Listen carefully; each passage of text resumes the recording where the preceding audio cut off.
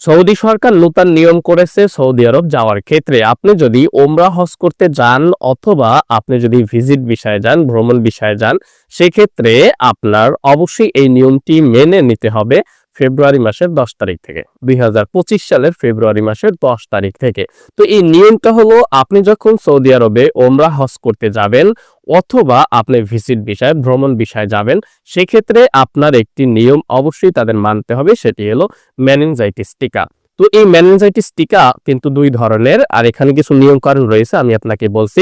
তো আপনি যদি ওমরা হজ করতে যান অথবা ভ্রমণ বিষয়ে, ভিজিট বিষয়ে যান, সেক্ষেত্রে আপনাকে মেনিনজাইটিস টিকা দিতে হবে। আর এই টিকাটা দুই ধরনের, একটি হলো পলিস্যাকারাইড টিকার নাম হলো, একটি পলিস্যাকারাইড, আর একটি হলো কনজুগেট। এই দুইটি টিকার যে কোনো একটি টিকা আপনাকে দিতে হবে। এখন কবে নাগাদ দিতে হবে? আপনি সৌদি আরবে যাওয়ার অন্তত 10 দিন আগে এই টিকাটা দিতে হবে। এখন ধরেন আপনি পিছনে 3 বছরের ভিতরে পলিস্যাকারাইড টিকাটা আপনার শরীরে একবার দিচ্ছেন, সেক্ষেত্রে আপনার নতুন করে টিকা দেওয়ার কোনো প্রয়োজন নাই। আপনি যে 3 বছরের ভিতরে পলিস্যাকারাইড টিকাটা দিয়েছেন, সেই টিকার যদি সার্টিফিকেট থাকে, আপনার নাম অনুযায়ী সমস্ত তথ্য যদি ঠিক থাকে, তাহলে আপনি সেই সার্টিফিকেট দেখিয়ে যেতে পারবেন, নতুন করে টিকা দেওয়ার প্রয়োজন নাই।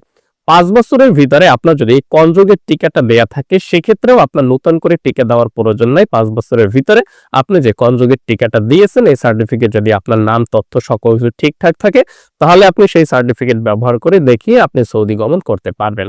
আর যদি 1 বছরের নিচে বয়স হয়ে থাকে, সেক্ষেত্রে এই টিকা দেওয়ার কোনো প্রয়োজন নাই।